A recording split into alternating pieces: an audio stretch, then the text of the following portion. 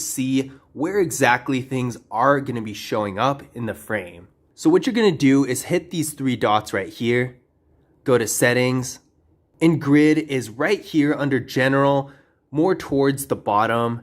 Hit that, and you have a few different options to choose from. 3x3, 4x4, golden ratio. Really, it doesn't matter a whole lot. It's just whatever one works best for you. They all do basically the same thing. So once you select one, go back to the frame and it's going to be there. This is golden ratio, but you can choose whatever grid you feel most comfortable with. And then once you're done with it, once you take the picture, you can just go back to settings, go back to where the grid is, and just turn it right off, and it's going to be gone.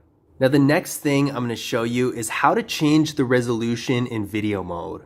This phone has an extremely powerful video camera, able to shoot up to 8K. So being able to change the resolution is going to be a real important thing if you're going to be shooting a lot of videos. So we're going to go to video mode and go up to these dots right here. And now you can see the resolution here. Currently it is in 4K, but you can set it to 1080p or 8K depending on which one you want to use. You can also change the frame rate. You can shoot in 1080p or 4K up to 120 frames per second. And 8K can only go up to 30 frames per second. So if you do want to use 8K, just keep in mind that you're going to want this to be kept in 30. Otherwise, it's not going to go to 8K. Another thing that's really important that you should definitely keep in mind is that the higher the resolution is, the bigger the file is going to be. So even though this phone has 256 gigabytes of internal storage, if you're shooting long 8K videos, that's going to be filled up in no time. So be aware of that and be sure to cut up your longer videos into little clips if you can, just so you can transfer everything off of your phone before it gets full, because you wouldn't want it to cut out in the middle of a video because you ran out of space. Now, on the subject of video files being really large and taking up a lot of space, the next thing I'm going to talk about is high efficiency videos.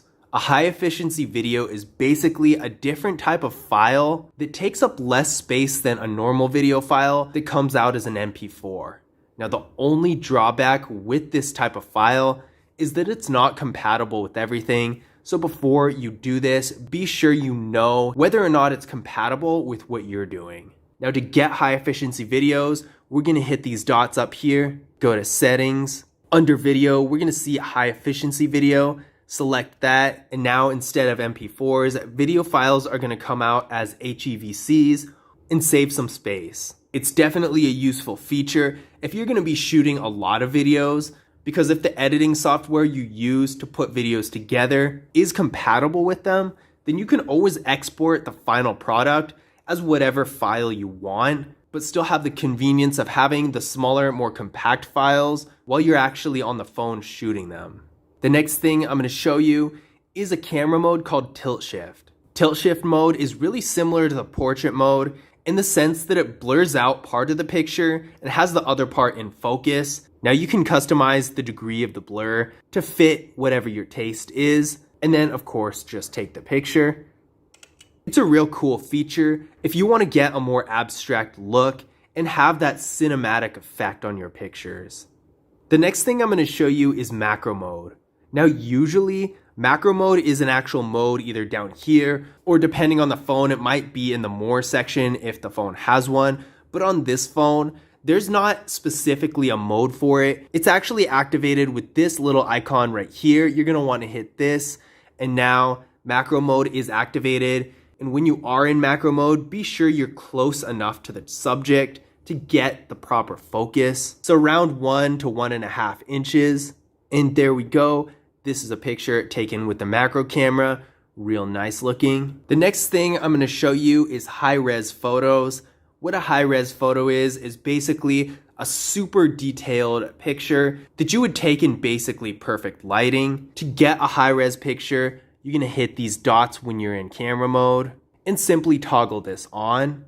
Now again, keep in mind that you basically need studio quality, perfect lighting in order to get the most out of a high-res picture. This is really meant to get a super professional picture, and if you're in a casual setting that might not have that good of lighting, you're not really going to benefit from this mode, and you're better off in regular photo mode at that point. The next thing I'm going to show you is portrait mode. Portrait mode is a real easy feature to use, and of course it's super popular. So we're going to go here. Now we're in portrait mode. Now for portrait mode, in order to get the best picture you can from this effect, make sure that you're between 2 and 7 feet away. Any less or any more, and it's not going to show up properly. And notice how this zooms in quite a bit. Now, in a lot of phones, like the iPhone, for example, you're kind of stuck with it like this, and you can't really do anything about it. But with this phone, you can actually hit this button right here, and it's going to widen the angle so you have more space to work with. Now, there aren't really any special modes with this portrait mode on this phone. There's some phones where you can control the degree of the blur or add different studio looking effects to the portrait mode. This one is a little basic. It doesn't have any of that kind of thing, but it does work really well, and the image is super high quality, so I think that actually makes up for it. The next thing I'm going to show you is how to shoot a burst photo. In a lot of phones, all you need to do is press and hold the shutter, which technically that is what you do on this phone too, but you can't do it like that right away because by default, when you press and hold the shutter, all it's going to do is shoot a video, which is not ideal if you're trying to take a burst photo. So in order to change this, we're going to go to these dots, settings, and right here where it says long press shutter, we're going to hit that. By default, it's set to record video. We're going to change that to take burst photos. And now when I press and hold the shutter, it's going to take a burst photo instead. In case you don't know, a burst photo is basically a collection of photos taken in rapid succession. And by pressing here, you can go through the burst photo and see which one you actually want to keep. And the interesting thing about this phone is it actually says on here which photo is the best and defaults to that one as the main photo in the burst. I haven't seen any other phones do that before, so I think that this is a real cool feature that's unique to the OnePlus 9 Pro. The next thing I'm going to show you is how to get to the ultra-wide camera. The ultra-wide camera is a super useful feature that has a lot of different applications, and it's one of my favorite camera modes on any smartphone. So all you need to do is hit this button with the 3 trees, and it's going to activate ultra-wide mode. And then when you want to go back to your regular mode, you can just hit the middle again.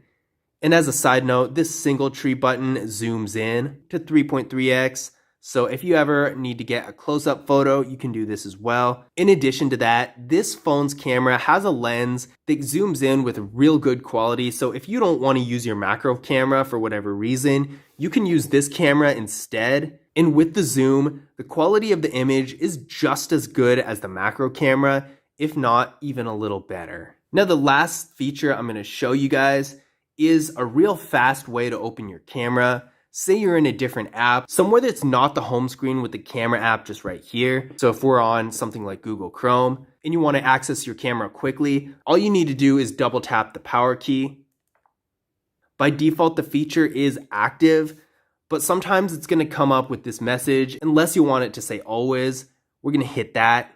And now the camera is open. And once you hit always on that little message that comes up, it's going to do it like this every time. So let's go back to Google Chrome. Say you're looking at something on the internet and you want to open your camera fast right now. Double tap the power key and it's going to go right to the camera. So fast, so easy. One of the best features that these Android phones have these days is this one. And luckily with the OnePlus 9 Pro, it's actually even easier than some other phones because other phones sometimes have a bunch of weird little options, whereas this phone, it's just defaulted to opening the camera, and that's pretty much it. That's all you really need. So I really like that.